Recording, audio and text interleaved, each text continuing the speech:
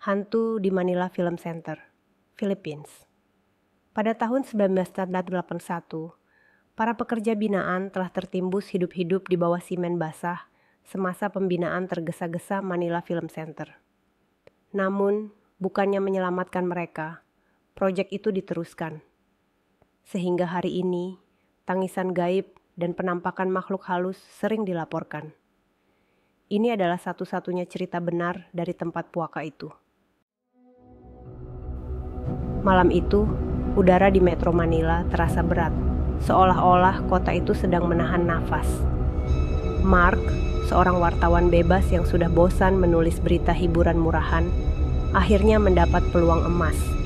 Sebuah laporan eksklusif mengenai salah satu lokasi paling berhantu di Filipina, Manila Film Center.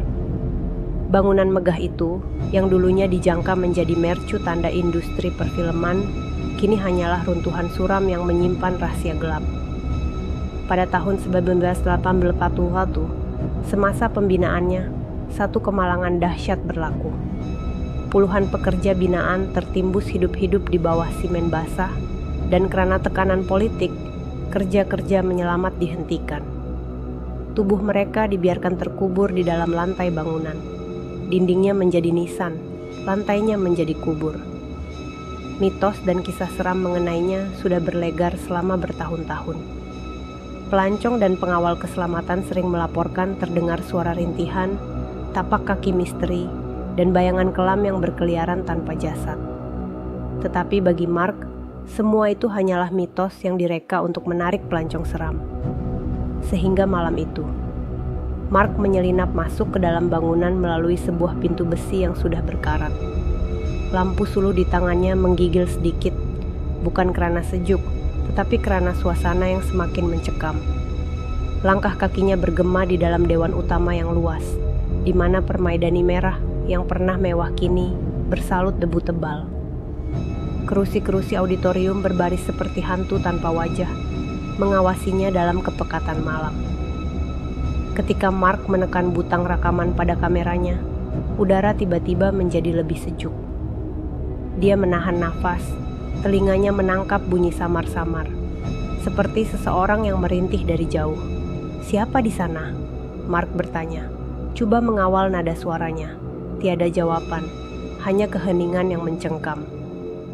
Kemudian, sesuatu yang lebih menyeramkan berlaku. Lantai di bawahnya terasa bergetar, seolah-olah sesuatu sedang bergerak di bawah permukaannya. Perlahan-lahan, satu suara bergema di seluruh dewan, suara yang retak dan dipenuhi kesakitan. "Tolong kami masih di sini." Mark merasakan darahnya membeku. Dia memandang ke bawah dan melihat lantai simen itu berombak seperti air yang sedang mendidih. Dengan mata terbelalak, dia melihat bentuk-bentuk samar muncul dari lantai. Tangan-tangan manusia yang melekat di dalam simen, wajah-wajah yang terperangkap dengan ekspresi ketakutan yang abadi. Tiba-tiba, lampu suluhnya padam. Dunia tenggelam dalam kegelapan yang mutlak. Dan dalam kegelapan itu, dia merasakan sesuatu menyentuh bahunya.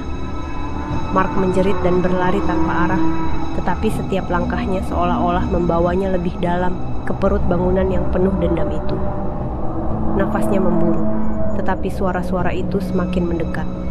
"Jangan tinggalkan kami, temanilah kami di sini." Tiba-tiba, cahaya samar menerangi ruang itu.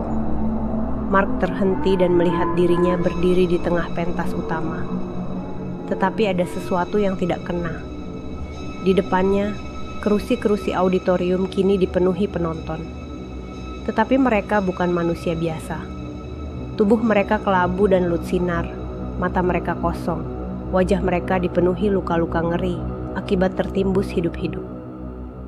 Di antara mereka, seorang wanita duduk di barisan hadapan. Wajahnya cantik tetapi matanya kosong seperti lubang hitam yang menelan jiwa. Dia tersenyum lemah, mengangkat tangannya dan menunjuk ke arah Mark. "Giliran kamu," suaranya bergema, dan serentak dengan itu, tangan-tangan hantu itu menyambar Mark. Pagi berikutnya, pasukan keselamatan menemui peralatan Mark. Kamera, lampu suluh, buku nota, berselerak di atas pentas. Tetapi Mark, dia hilang tanpa jejak. Rekaman terakhir dalam kameranya hanya menunjukkan satu image, auditorium kosong. Tetapi di tengah pentas ada satu lagi kerusi, seperti sedang menunggu pengunjung seterusnya. Dan jika diperhatikan dengan lebih teliti, ada bayangan samar seorang lelaki duduk diam dengan mata yang kosong.